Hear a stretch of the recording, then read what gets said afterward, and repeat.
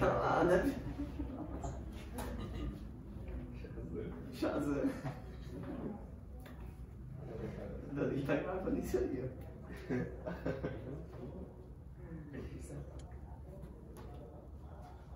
Pessoal, a palavra que ele mais usou, que ele está colocando aqui, é semeio. E vocês viram o significado de semeio? Semeio, semeion, não sei qual a pronúncia. Semeion é um sinal. Vai ao encontro do que você está falando. Sinal. Era um sinal para quem? Para quem que era aquele sinal de Jesus? Por que ele fez aquilo?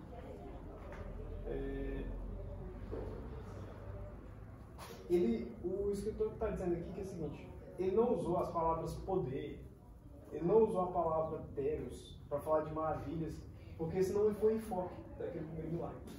Aquele primeiro milagre era de revelação, como eles comentaram aqui. Era para trazer para fora, revelar sempre foi isso. Quando você revela uma foto, traz para fora. Você coloca a visão das pessoas. Aquele primeiro milagre de Jesus não era só uma maravilha. João está dizendo, não era só imagina um truque de mágica, não era só um truque de mágica. Entende? Não era para ser só isso. Até que se fosse só isso, Jesus não teria feito só ali. Ele teria feito para várias pessoas ali uma vez. Ele tinha feito espetáculo. Né? Os fogos de artifício, talvez ele teria feito. Se ele quisesse que fosse só uma maravilha, ou fosse uma manifestação de poder, para mostrar que ele era um mago poderoso, teria sido de outra forma. Doutor Estranho. Né? Se fosse pensando um doutor estranho, teria sido de outra forma. Mas João está dizendo, não, aquilo era para ser um sinal. Era um sinalizador. Um sinalizador é o quê? É uma coisa que passa um significado e atrai atenção para aquilo. E por que é que Jesus queria atrair atenção? Por que é que Jesus queria, né, que alguém ou aquelas pessoas olhassem para ele? Aí que vem o subtópico 3, que diz a divindade sendo revelada.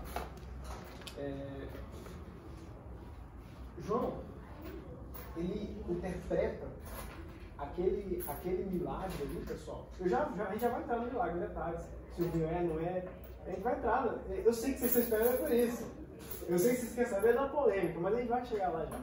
Aguenta um pouquinho que vai chegar. João, ele interpreta aquele milagre como um sinal para revelar algo que eu já acabei de falar para vocês, mas revelar o que, pessoal? Lembrem que a gente já vai ver sobre o contexto, aqui é o começo. Né? Aqui é o comecinho. Jesus, vocês sabem com quantos anos Jesus começou o ministério? Não. Não, mas quem sabe? 30 anos, cara. Ou seja, Jesus já era um adulto. Né? Ele não era mais adolescente como ele era adulto. Então, até os 30 anos, quer dizer que o mundo não sabia, assim, quem era Jesus. Sabe? O mundo não sabia que ele era o Salvador, o Redentor. O mundo não tinha essa noção. Então, naquela primeira ocasião, João pega e fala, cara, aquilo ali foi Jesus colocando um sinal para ele revelar a divindade dele. Foi Jesus querendo colocar ali a prova no meio daquelas pessoas, naquele contexto, que ele era Deus na Terra, o Deus encarnado. Porque se você volta em todo o Velho Testamento, Deus nunca encarnou. Ou Deus encarnou uma vez no Velho Testamento? Vocês têm alguma prova disso? Não, você vai ver anjo, vai ver rocha, você vai ver Deus falando do espaço, do céu, que fala para as pessoas. Tem os profetas que vão escutar a voz de Deus, Samuel, Samuel.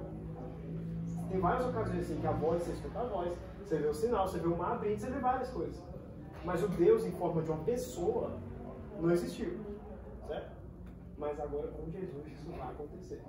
E, gente, o fundamento da nossa fé, eu queria fazer esse parênteses aqui, é o Deus encarnado. Vocês entendem isso? Se não fosse pela encarnação de Jesus na Terra, não existiria Evangelho. Porque o pacto antigo, a gente vai ver se daqui a pouco, ele não deu certo. O que é pacto antigo? Foi todo aquele esforço de sacrifícios, de seguir aquela lei, aquelas tribos de Israel. Vocês estão cansados de saber quem cresceu aqui na igreja, mas você que não cresceu na igreja, que o povo sempre virava as costas para Deus. Né? Sempre tinha injustiça no meio do povo e tal. Claramente não deu certo. Jesus vem para mostrar na forma humana que dava para fazer. Olha, tudo que Deus queria, sempre quis para vocês, dá para fazer. Eu vou mandar meu filho e vai mostrar para vocês como é que faz. E o Deus encarnado faz isso. e assim, né? Bate tanto na questão do grupo, do time, os cantos de guerra. Vamos vencer, vamos avançar. É porque isso causa uma energia muito forte de motivação física e cerebral. Então, os amigos na faculdade, foi muito bom que você abriu esse parênteses, você contou essa experiência. Cara, eles vão fazer de tudo, eles vão te puxar, eles vão te levar no bar junto. E tu pode ter falado do caminho até lá, tu pode falar que não vai beber, mas ainda vão te dar um copo. Eles vão te dar um copo e eles contam que tu vai ceder. Entende? Porque eles estão com a expectativa que você vai ser contagiado pela energia do grupo. Então foi muito bom você ter feito esse parênteses, para você ficar atento a isso. Não vá pela energia do grupo, a não ser que seja uma energia positiva. A não ser que seja uma energia virtuosa. De Deus. Né? A não ser que seja energia de Deus. Se for energia virtuosa, positiva, de crescimento, de avanço, de enobrecimento, de servidão, né? Pra gente servir os outros, perfeito, vá, faça. Né? Agora, pro vício, pro mau comportamento, para ofender as pessoas, para prejudicar, para passar de Deus, para criar problema, fuja. Rapidamente sobre essa questão da maioria e da influência. Na época do nazismo, como a maioria estava se comportando de um jeito, parecia certo. Maltratar judeu, fazer a loucura lá. Como a maioria estava fazendo, Paulo estava se posicionando de um jeito, as pessoas inconscientemente achavam que aquilo era certo. Então a influência de quem você está perto é muito grande. E como a faculdade tem uma visão ideológica política, tem essa questão de beber para poder se encaixar, para poder ser aceito, são questões puramente sociais e com a cultura. Então, cuidado. A bebida é só o começo. É só uma coisa. Tem muito mais coisas que o grupo vai tentar te empurrar. Eu acho que E tu sabe qual é o ápice do grupo na faculdade? É te transformar num ateu. Tudo que eles vão fazendo é assim, pra, no fim, o endgame deles. O endgame deles é virar você. É te puxar pro lado ateu da força. E quando você se posiciona contra, você defende suas convicções, você vai ser zoado. Você vira um Josh Whedon, Deus não está morto. Eu não assisti. Não assisti ele. Amém. Né? Não deu aquele dia porque a gente tava... E pessoal, se vocês tiverem interesse depois, ainda mais quem está estudando na faculdade, a gente pode ter umas conversas aqui que eu ensino vocês como debater. Porque tem uma forma de você defender sua posição, não criar contenda e ainda sair por cima. Isso é muito importante. É muito bom você saber ter essa força de debate, porque as pessoas vão te olhar como uma referência. Isso é muito poderoso para quem é crente, sabe? Para quem serve a Deus. Porque as pessoas vão olhar para você e pensar, se um momento eu precisar de Deus, é com Ele que eu vou falar. É por isso, Esther, que eu quero agradecer pela Chico. Vai entrar. Eu já te informei, não vou falar de novo. Beleza, pessoal. Último tópico, o bom vinho, traz do que eu comentei um pouco com vocês no começo da lição, que foi essa questão do antigo pacto. Jesus, aqui, fazendo uma simbologia, o autor tenta fazer essa lição, ele é o vinho, e aquela água do casamento eram os fariseus. Israel tinha chegado ao ponto de que no templo, vocês sabem aquela cena que Jesus entra no templo e começa a revirar as coisas. Vocês já viram algum filme mesmo, já? Ou já sabem a história? Jesus entra no templo e começa a chutar as mesas, as bancas e tal. Seu bando de ladrão, sai daqui. Vocês conhecem a história. Vocês sabem por que aquilo acontecia? Que contexto era aquele? Não? Eu vou contar um negócio para vocês muito básico. Tinha várias vilas, né? O templo era uma cidade e tinha as vilas que o pessoal caminhava 20 km, 100 km, 300 km, o pessoal ia para lá. E tinha que ir pelo menos uma vez no ano, no templo, para fazer um sacrifício. No pacto antigo, o sangue era necessário, olha só, o sangue era necessário para subir uma fumaça, e aí essa fumaça é que Deus ia perdoar os pecados. Não vai perdoar, é esquecer, a linguagem que se usa no Velho Testamento. E aí a carne, porque os levitas e os sacerdotes limpavam o templo, eles cuidavam do templo, né? Os levitas e os sacerdotes, eles não tinham terras, as outras tribos todas tinham, mas eles cuidavam do templo. E por que eles cuidavam do templo? Eles recebiam ofertas das outras tribos que tinham terra, gado, essas coisas, e ficavam com a carne do sacrifício. Então, a vida do sacerdote era muito massa, porque ele comia churrasco todo dia. Todo dia era churrasco. É literalmente isso. Não estou aumentando, não estou criando a imagem aqui. Os sacerdotes e os levitas, eles comiam churrasco. Gente, o templo era uma churrascaria. Vocês queriam ter imagens do templo? Era uma churrascaria. Porque estava sempre matando cordeiro, carne de cordeiro é uma delícia. Cordeiro, gado, porco, todos os animais que realmente dão uma carne boa, eles matavam lá para fazer o sacrifício. Agora pensa comigo. Vocês iam carregar um porco morto a 100 km no templo? Não tinha carro, gente, entende? Ou você levava vivo e matava lá, ou mesmo assim não levar uma caravana de gente. Lembra que a Sonia na época tinha 20 pessoas, né? Tinha o pai, tinha a mulher, tinha outra mulher, tinha outra mulher. Cada um tinha 7 filhos. Entendeu? Então 7, 7, 7, 23 pessoas da família. Então a família toda levar o sacrifício lá na sede, no templo. Como é que você leva esse tanto de gente e ainda leva é porque tinha que levar para cada adulto. Entende? Tinha que levar um animal para adulto. Então tu vai levar o boi, vai levar porco, vai levar... Cara, a logística disso era muito chato. Era muito difícil, era muito caro. Já tinha que olhar os meninos na estrada. Entende? Se fosse gastar energia olhando para os animais, era muito trabalho. Então, olha que legal. Os levitas são muito espertos. Meio de negócio. Nós vamos criar um gado aqui e vamos vender para vocês. Entendeu? Quando vocês vierem, vocês vão comprar o gado da gente aqui no templo. E aí vocês vão ofertar esse gado em sacrifício. E nós vamos comer a carne do gado também. Porque lembra que eles ficavam com a carne do gado? Então, muita gente vinha, eles iam com diversos tipos de moedas, né? Vinha com grãos. Você tem que pensar que nessa época tinha moeda romana, mas o Estado romano não tinha como garantir, que nem o governo brasileiro garante o real. Então tinha moeda romana, mas tinha várias moedinhas. Entende? Isso, tinha várias moedinhas sem laço, tinha grãos, tinha sal, tinha várias coisas que serviam como dinheiro. Aí dentro do templo, cara, os caras sentavam lá e colocavam um banquinho, por isso que depois a gente chama de buff, né? Colocavam um banquinho e ficavam trocando as moedas. Trocando as moedas e vendendo os animais. Entende? Vendendo os animais, vendendo passarinho, porque passarinho, se vocês forem lá em Levítico, eles também ofertavam como sacrifício o passarinho. Então, bicho, um sacerdote naquela época, um levita, era como se fosse um milionário. Na moral, eles eram milionários. Se você for fazer as conversões numéricas para hoje, eles tinham um nível de renda hoje, deixa eu ver quem tem aqui. Quem que é uma pessoa rica que tem Paulo, para vocês, no Tocantins?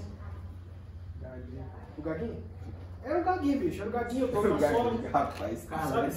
Era o cara. Não estou dizendo com vocês. Os caras da cidade que ganhavam muito dinheiro mesmo, era esse pessoal, porque o pessoal vinha de várias regiões para fazer o sacrifício. Entende? E aí quando eles chegavam no sacrifício, eles tinham que comprar. Então eles embolsavam muito no spread, sabe? Na diferença. Quando trocavam as moedas locais pelas moedas que vinham de fora. Então esse período, gente, estava numa decadência, sabe? O negócio assim já tinha desandado há muito tempo. Aquele monte de regra dos fariseus tinha falhado, sabe? Não estava funcionando. Era o que o autor fala na revista, uma liturgia fria. O que é liturgia, pessoal? Estou terminando.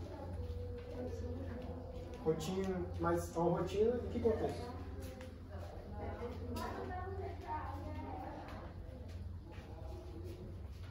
Hein, Rui? Qual é o centro da sua reflexão mesmo? Não, eu comecei a explicar para vocês como que estava a situação de Israel. Né? Uma decadência. Jesus,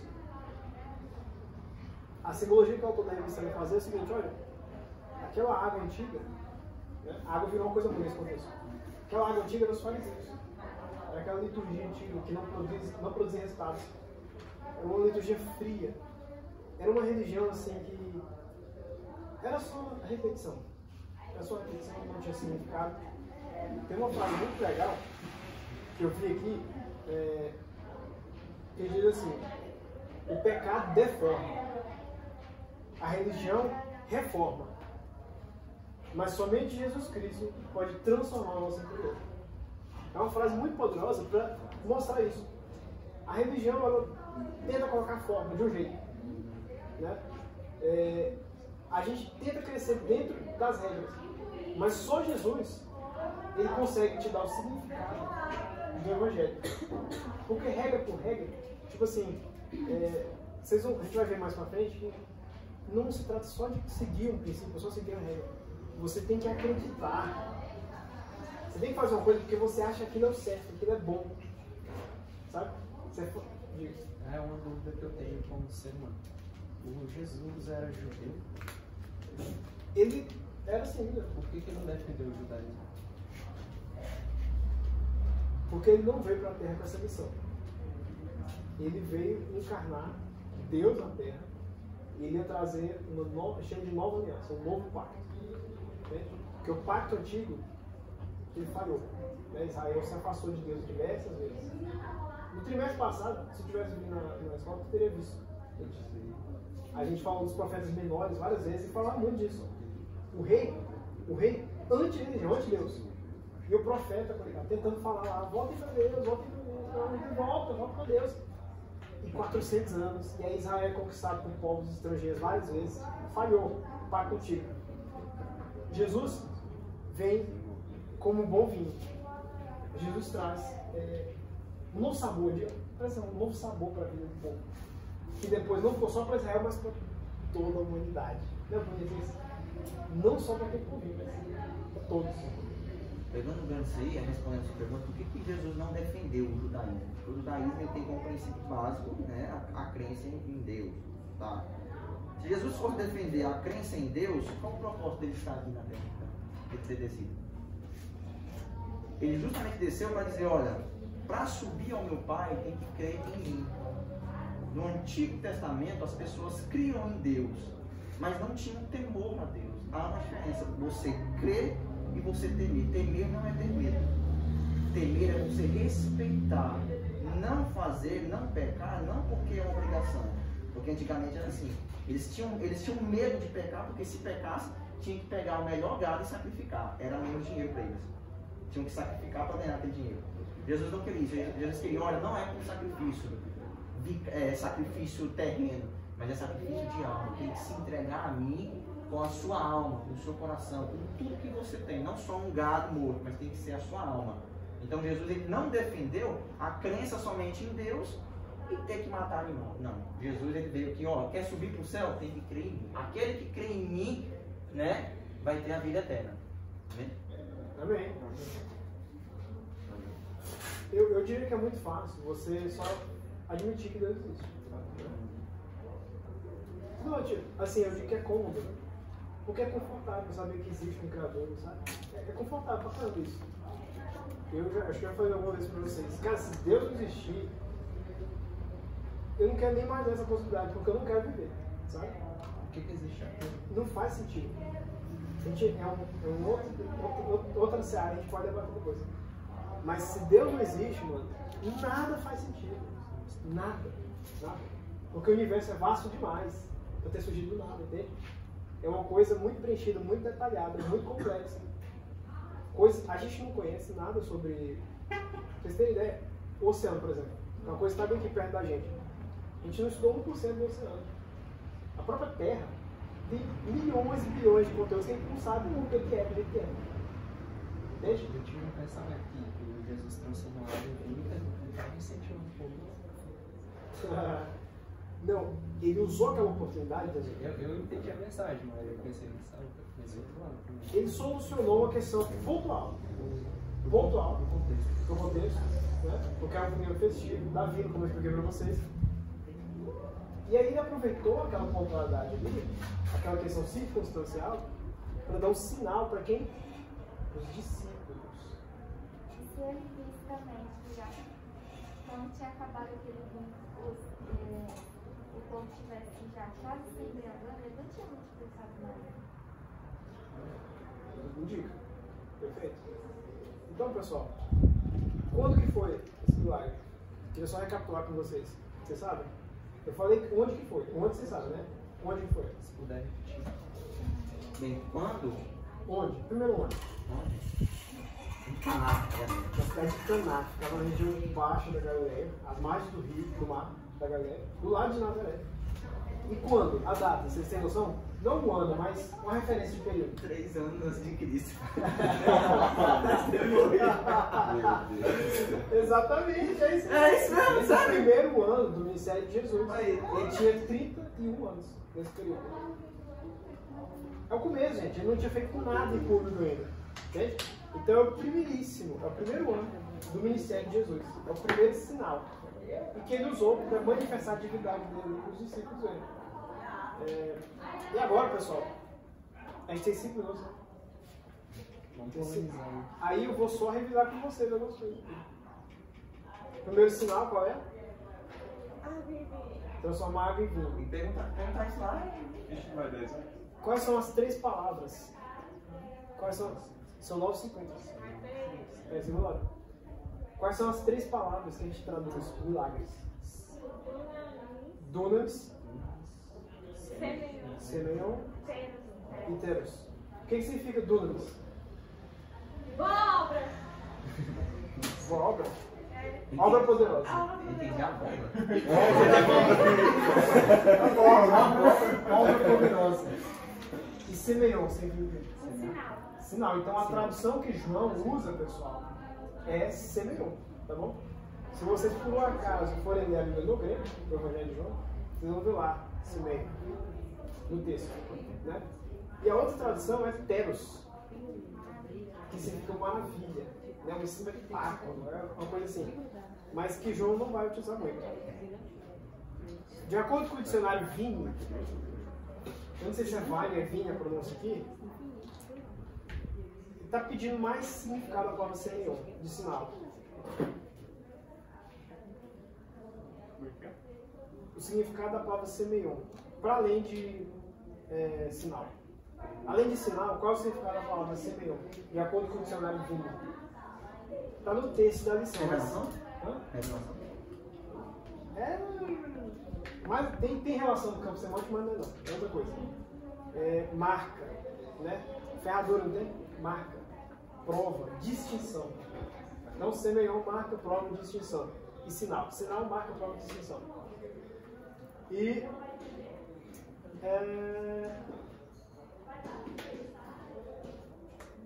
Essa questão 4 eu estou em dúvida. Pois é, leia para nós. O que podemos aprender com o episódio do vinho determinado? Determinado. A simbologia que o autor faz é que quando o vinho acaba, é que nós estamos em práticas litúrgicas, só na repetição. Sem estar ali de verdade. E aí a gente precisa ter um vinho bom, o bom vinho, que eu quero falar no final da lição, que é Jesus. Que é a alegria que só Jesus pode dar. Um vinho eterno, no caso. É um vinho metafórico aqui. No caso, simbolizando a alegria que Jesus nos dá. De viver o amor, de viver o exemplo dele. Eu vou dar a resposta aqui para vocês literal, se eu não for muito claro. Podemos aprender sobre o sério perigo de corrermos, de nos envolver em práticas litúrgicas frias. Né? Aquela coisa repetitiva, maçante, que você não está ali. Eles iam pra festa só pra beber. Ficava ali, em vez de ficar ali, e aí? Jesus quis mostrar que não é só isso. É igual a gente for numa pizzaria e todo mundo ficar mexendo no celular. Você na verdade está ali presencialmente. É isso. Ruth, essa pergunta, ela não. Ele explora muito pouco, sabe? A explicação dessa pergunta. Ele fala muito detalhes adjacentes, mas ele não insiste muito nisso aqui. Por isso que eu acho que não vai ficar claro para ele. Pois é, Priscila. Tudo que eu falei para ela. Tem que dizer Priscila. Repreende tudo com Priscila, né? E qual a recomendação de Paulo em Efésios 5:18? Eu vou ler porque a gente não tratou muito disso. Eu não li o versículo, né? Não vos embriagueis com vinho, em que há contenda, mas enchei-vos do Espírito. Não vos embriagueis com vinho, em que há contenda, né? Onde você pode perder o domínio próprio, onde você pode perder o controle. Mas se encha do Espírito de Deus. Como que faz para se encher desse vinho? É o tema da próxima lição, não perca! Pessoal, falta 5 minutos. Uma curiosidade aqui, rapidinho, fugindo um pouco da... Está oficialmente terminado. O deus do vinho que a Grécia amava era Dionísio, tá? Ele tem que cantar Era só pra... Tem que cantar o hino hoje? Eu quero viver algo novo. Tem a ver, não tem? O vinho, bom vinho. Tem a ver, não tem? Claramente. Algo novo, Jesus é algo novo. Paulo, Não aceito. a pergunta do Paulo Vitor vai estender para todo mundo vai responder. Como que você trataria vendo Misael com os amigos do IEP tomando uma cerveja. Ele não precisava mais na igreja. Eu sai daqui. Não, tô zoando. Hoje Como serão que muitas você- coisas que estão se referindo a mim. Eu já vi um jovem, pra encerrar, é 10 horas, né? Eu já vi um jovem já da igreja bebendo. Eu já vi, não aqui, lá no Pará onde eu morava. E aí eu passei assim, né? Eu vi ele na rodinha, né? Eu vi ele no barzinho assim, só que ele... E aí eu parei não, né? Quando foi no final de semana, ele chegou na igreja assim de cabeça muito baixa. E aí eu mais um outro rapaz chegamos e a gente foi conversar com ele, né? E disse que ele estava muito mal e que uns amigos chamaram ele para beber e foi lá, né? Então assim, nesses casos, se a gente for criticar logo de cara, a pessoa vai de mal a pior, sabe? Precisa de ajuda. Né? Precisa de ajuda. Só chegava, cara, tu sabe o que eu Mano, certo e errado. e se Tu fosse tá aí beber? porque tu quer, então boa sorte. Aí, No fim do mundo, se você resolve isso daí, acabou. aí assim... Aí, Pois é, eu chegaria no Danilo e falaria, cara, você é muito cara limpa mesmo. Bebendo aqui. a gente não pode amansar, passar a mão na cabeça, mas a gente pode chegar e falar assim, você tem muito potencial na obra de Deus, sabe? Deus te quer em uma roda, mas não em um bar. Deus quer você numa roda pregando as escrituras, em uma praça, sabe? Deus quer ver você bebendo uma Coca-Cola, um Guaraná, sabe? Mas não O chá, na verdade. o chá, Pode ter muita açúcar. com açúcar. Guaraná Jesus. Guaraná de Deus quer você bebendo Jesus. Então assim, eu faria assim, né?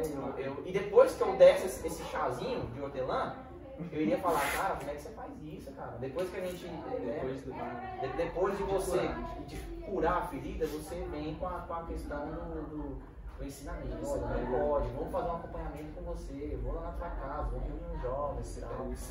E corrige, verdade. Vamos, bora fazer uma ação? Ei, o hino vai ser aquela, viu? Ah, um hino? Algo novo, né? Tá dizendo que eu não vai aceitar, mas tem tudo a ver. Tem alguma coisa? Eu topo, eu vou tocar e vocês. E vai estar filmando pra cantar. Nada além do sangue. Eu sou livre. A música boa, gente. Fala, não fala de sangue de Jesus. Não, tá falando de vinho. Tá falando de vinho, não de sangue. O sangue de Nada Jesus além é do vinho. Não, isso não. Da ceia. De ceia, cada ele de ceia. ué. Mas por aí não é ceia, né? Quero beber do teu rio, Senhor. Assim a minha sede lava o meu. Ah, ele transformou o rio em vinho. Bora algo novo mesmo. Bora.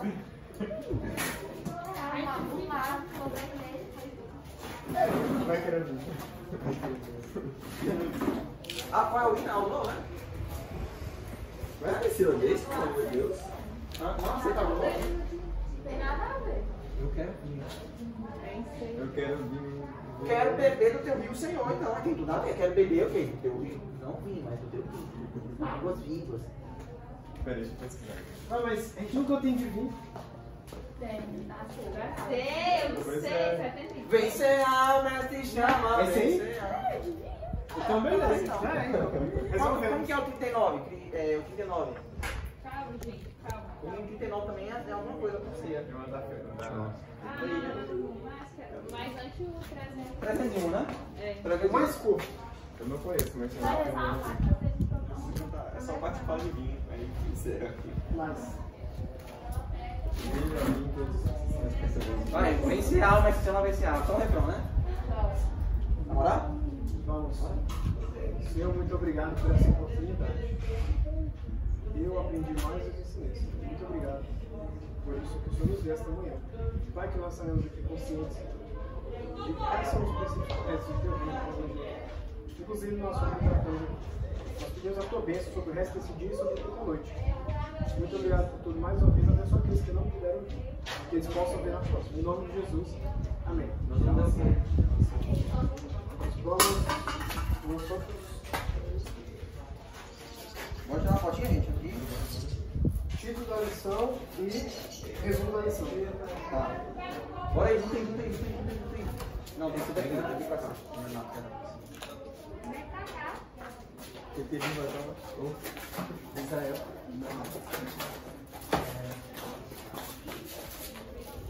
Vai saber coisa, né?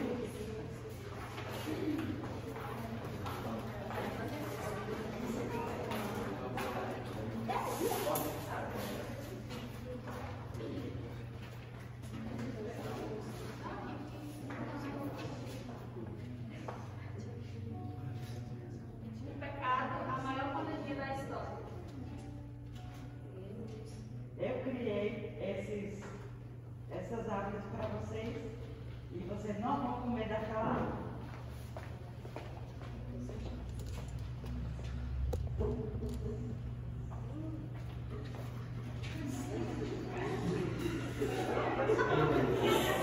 Agora você veio obedecer, você será a esposa do jardim de Éden. Você terá que comer o suor do seu trabalho e você terá dor de parto.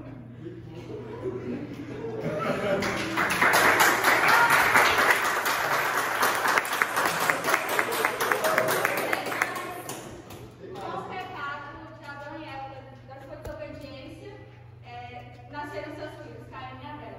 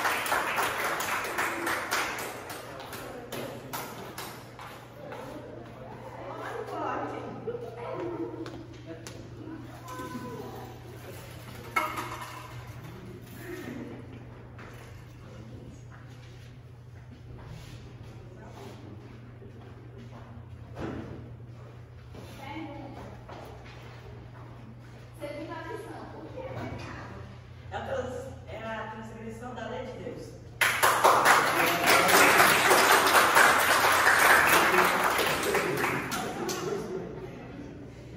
Verdadeiro ou falso? Ao executar Caim, Abel demonstrou que não amava seu irmão e que não respeitava seus pais. Verdadeiro ou falso? Falso. Verdadeiro? Repete. Ao executar Caim, Abel demonstrou que não amava seu irmão e que não respeitava seus pais. Verdadeiro ou falso? Já tinha respondido certo. Não foi a primeira? Eu vou considerar a primeira resposta e vai demonstrar o que é a correta. Falso. Eu troquei.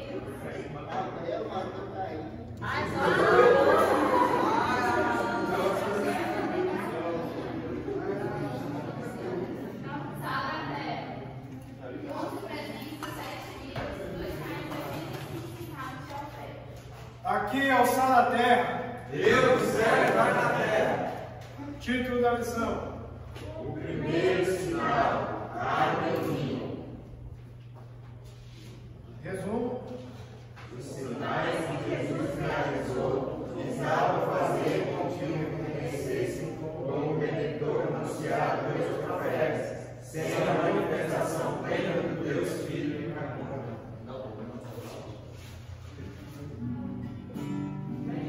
Vencerá, Mestre chama, vencerá. Mesmo hoje, tudo pode saciar. Poucos mais multiplicou, alegria transformou. Vem faminto a Jesus, vencerá. Priscila, ficou bom? Tá? Pra você sim. Desafio primeiro. Tá comigo?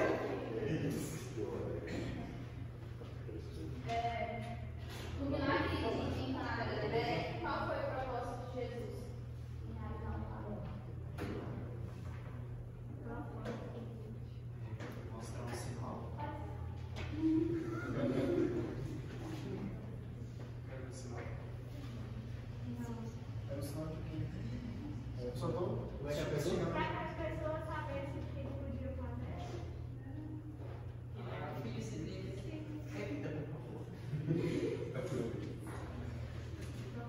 O milagre em Caná da Galileia, qual foi o propósito de Jesus?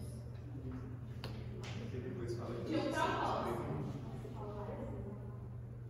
Um propósito. Que era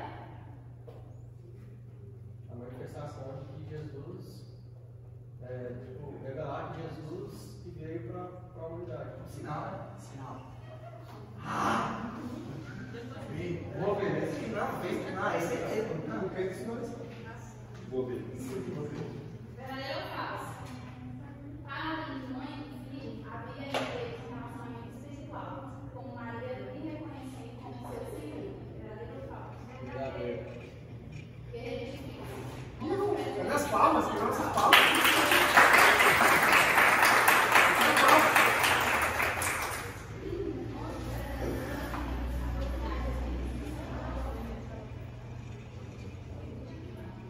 Grito de guerra. Guerreiros em Cristo temos que lutar. Nosso general é o Senhor Jeová. Aê! Título da lição: a inerrância da Bíblia. Textual. Porque inerrância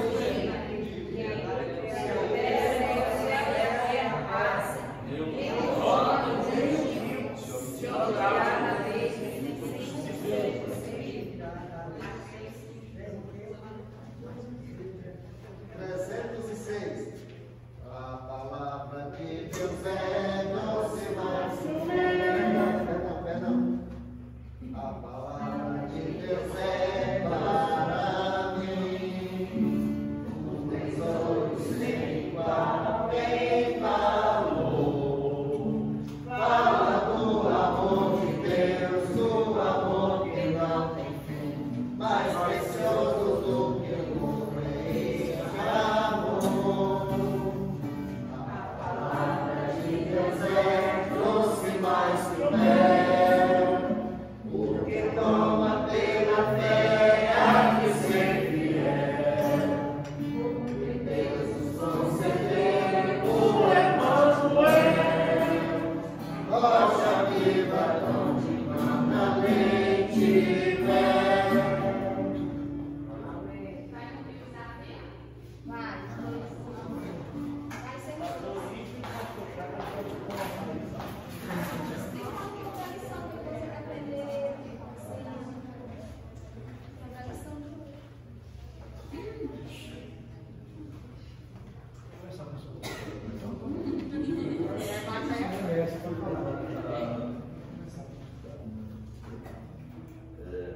A lição que nos fala da inerrância da Bíblia, isso nos dá uma segurança do que é a palavra.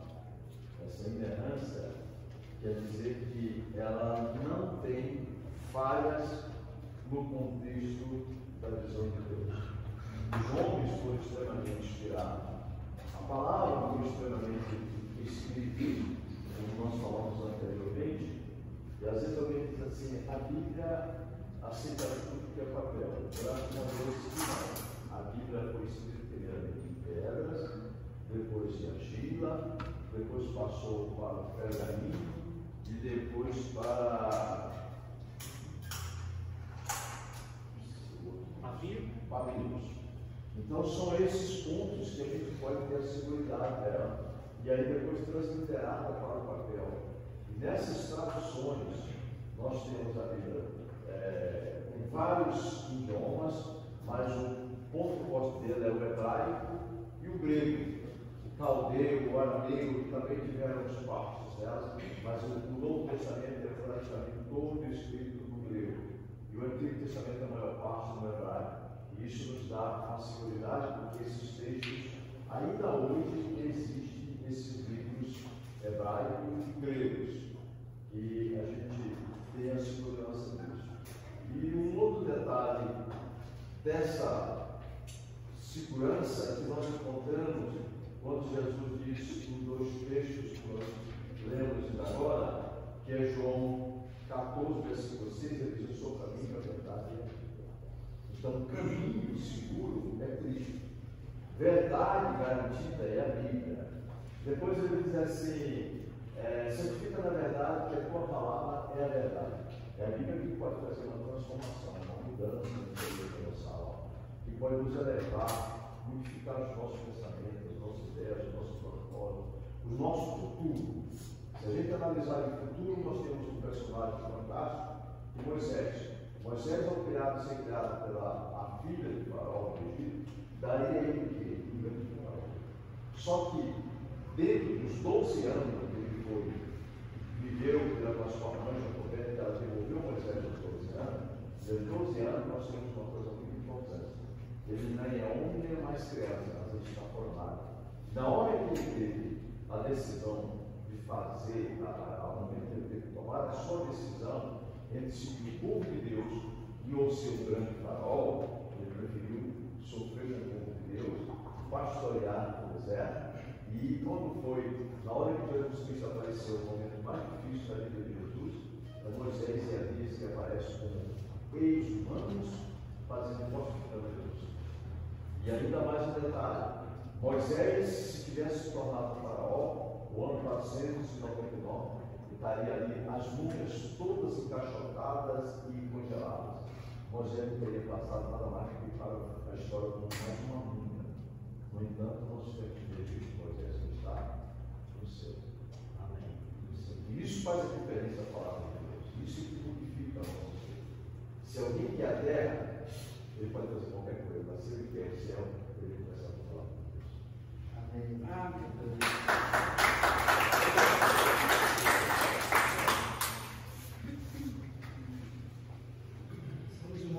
Senhor, vamos dizer o seguinte: Luiz das Reis, uma igreja inteligente, e daqui tem alguns mestres, né?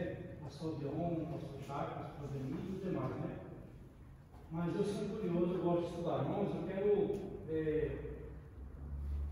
puxar aqui um assunto que fala sobre a inerrância, que a Bíblia não existem erros. Mas alguém pode pregar e interpretar como erro. Por exemplo, Gênesis 6:6. Então arrependeu o Senhor de haver feito o homem sobre a terra e pesou dele o seu coração. Então vamos aqui para Gênesis 6:6 e aqui Números 23. Deus não é homem para que minta, e nem filho do homem para que se arrependa. Não com uma contradição? E aí? Num lugar diz que ele se arrependeu, outro diz que ele não é homem para que se arrependa. Como explicar isso? Como fazer isso vir ao nosso entendimento? Dizemos assim, ó: antropomorfia é uma figura de linguagem. Quem alguns aí do estudo grau, faz faculdade, pode e os demais podem ver. Antropomorfia, membros. Mas não sabe a fisionomia de Deus. Se você tem nariz, se você tem boca, se você tem olhos, como que é? Se ele parece, como se não parece. E antropopatia, sentimentos. Então assim, nós precisamos dessa figura de linguagem e trazer para o nosso conceito, para o nosso poder assim entender. Porque não é que a Bíblia tem uma contradição. Em lugar de que ele se arrependeu, outro diz que ele não se arrepende. E aí, como explicar? Então, a inerrância, a Bíblia não tem erros, mas nós precisamos de estudar e pensar: mas pastor, por quê, irmãos? Eu preciso dizer o seguinte: Deus me deu 70 Bíblias e mais ou menos, vou dizer, mais de aproximadamente 1000 livros. Sou um curioso, gosto de questionar, não aqui para fazer polêmica, não. Gosto de estudar, gosto de pesquisar. Por quê? O filósofo, na filosofia, vocês que são alunos, vocês vão estudar, se não estão estudando, ele vai tentar te provar que Deus não existe. E você vai ter que ter argumento para provar que Deus existe. Então precisamos de ter argumentos. Então nós precisamos estudar. Antigamente, eu conheci o Evangelho desde 80, mas me desviei, fiquei em 90 e voltei. Então tem muita pessoa que estou estudando a palavra do Senhor, firme. Então nós precisamos de entender a palavra, buscar pela sua justiça, porque nós encontramos ter nela a vida eterna. Nós precisamos de buscar conhecimento. Nessa igreja aqui, eu me lembro que uma vez visão da reforma, os jovens, esses jovens que estão aqui, alguns estão aqui. Uma moça em casa, eles me apertaram perguntando que o que era 5 solas. Às vezes, perguntar aqui hoje, para alguém não sabe, mas perguntar para algum jovem sabe o que é 5 solas. Se perguntar para alguém, às vezes, alguém não vai saber. Mas você perguntar para algum jovem aqui, ele vai saber o que é 5 solas. 5 solas são 5 pilares de Martinho Lutero.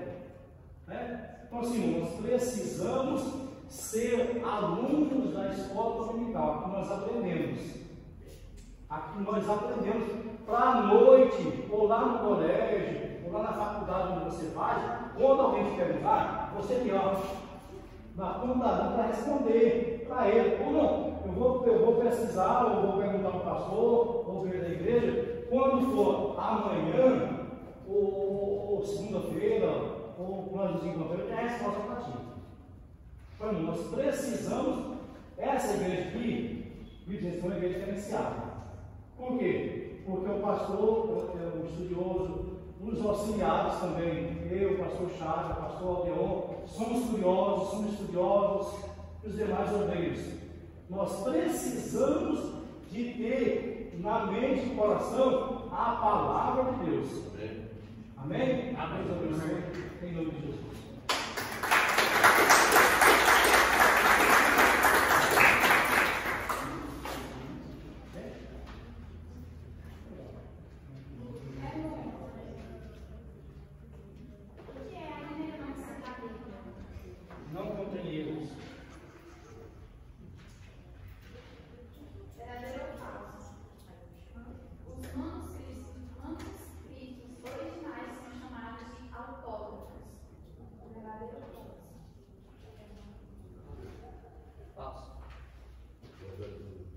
Lei de novo?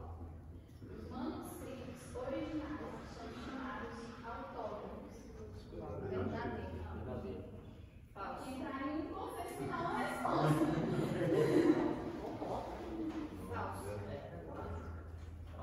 Falso. Falso? Verdade. Não. Tem mais não falso, tem mais não falso. Falso? Apócrifo sim, eu falo, não autógrafo. Falso? Autógrafo é que alguém autografou, né? Não, é falso. Se ele é o que? Eu digo que alguém autografou, mas não é falso. Os manuscritos originais são chamados de autógrafos. Verdadeiro ou falso? Verdadeiro. É verdadeiro. Tem que ser autógrafo.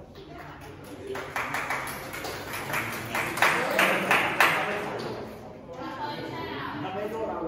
34 presenças, 15 livros, 17 reais são certificados de autógrafo. Desafio.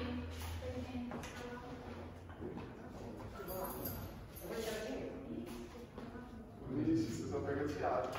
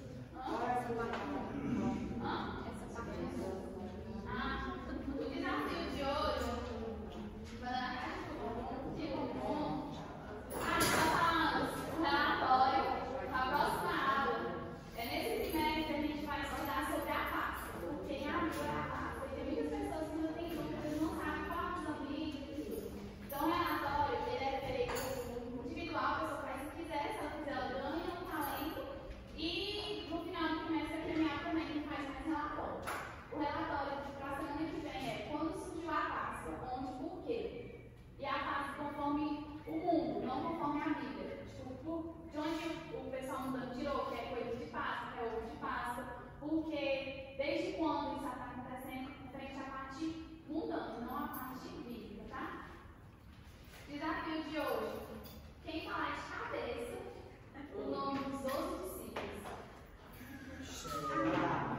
Simples assim. Fácil. Só um que não foi discípulo. Só teve um que não foi discípulo. Não, eu quero um que não foi, eu quero os 12. Pois é, só teve um, ele não foi chamado como discípulo.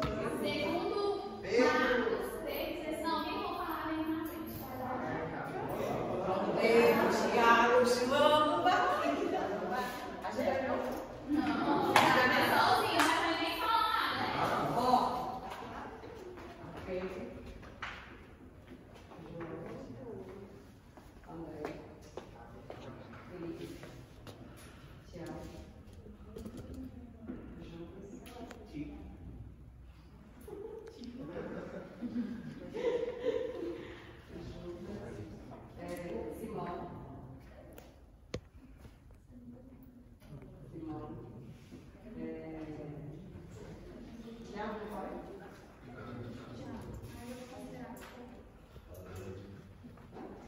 Já, mas eu vou mostrar.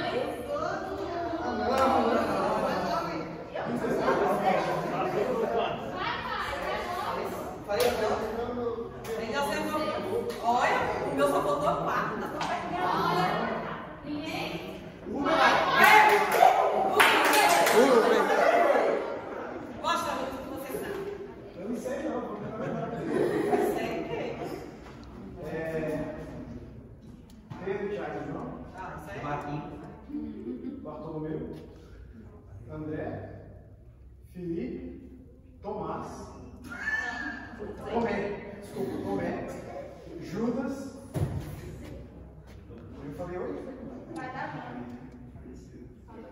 Falta 4. Judas, eu falei Thiago. Tem 2 Thiagos.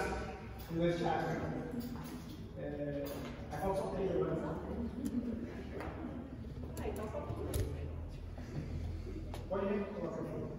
Pedro, Tiago, João, André, Felipe, Bartolomeu, Tomé, Tiago. Simão. Falta 2.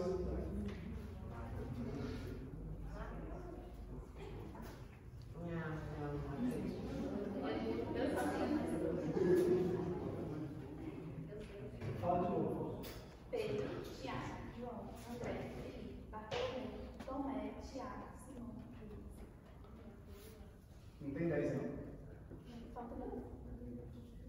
Porque eu só contei 9. É porque o Tiago é 2 vezes. Ah, 2 Tiagos. Entendi. Eu falei André? Falou. Falei Felipe? Falou.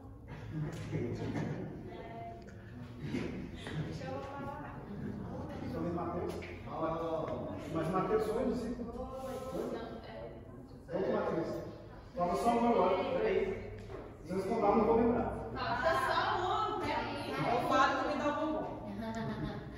Marcos? Ah, não. José? O Fábio me dá o bombom. Só repete.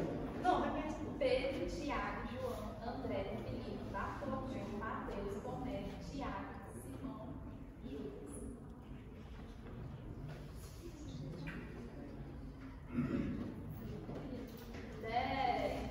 Não.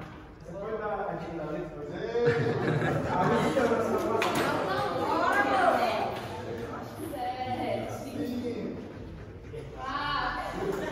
Tá contando só os primeiros. Só os 12 primeiros.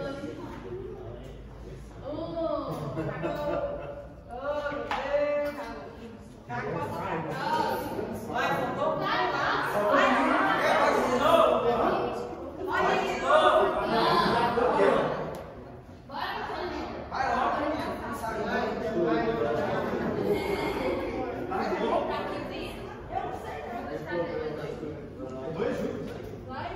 Vai, pastor. Você vai lá. Você é o centurião. Tem 2 Judas? É, mas vai,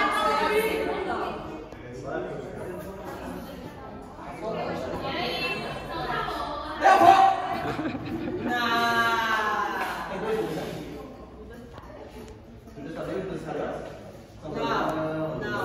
Judas Iscariotes não é considerado um discípulo. Né? Eu não falei achando que não era. Eu falei,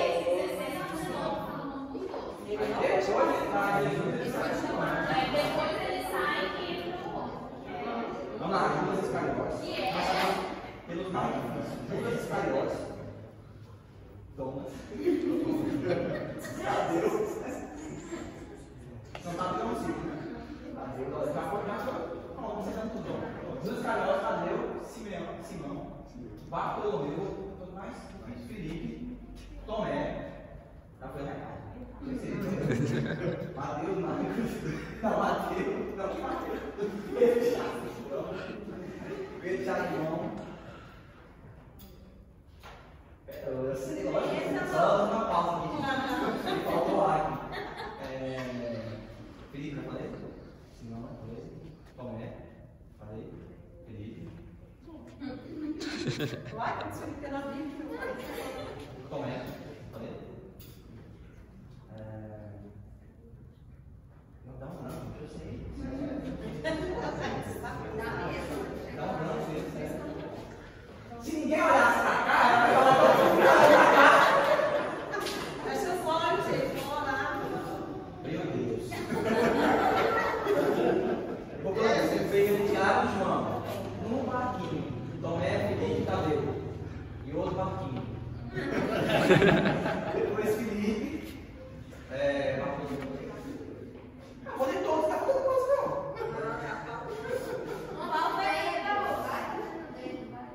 Pedro, Tiago e João. Judas Iscariotes. Felipe. Tomé, cadê? Já foi 10 aqui, então. Já foi, mas faltou só 2. Só 2.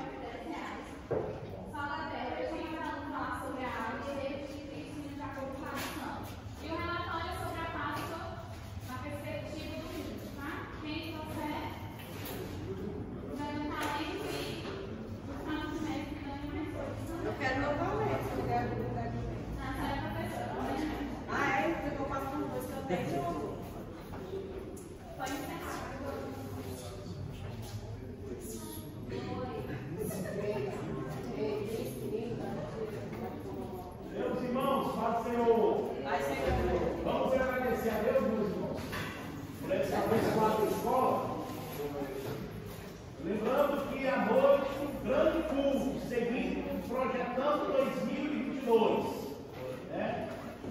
A partir das 19 horas.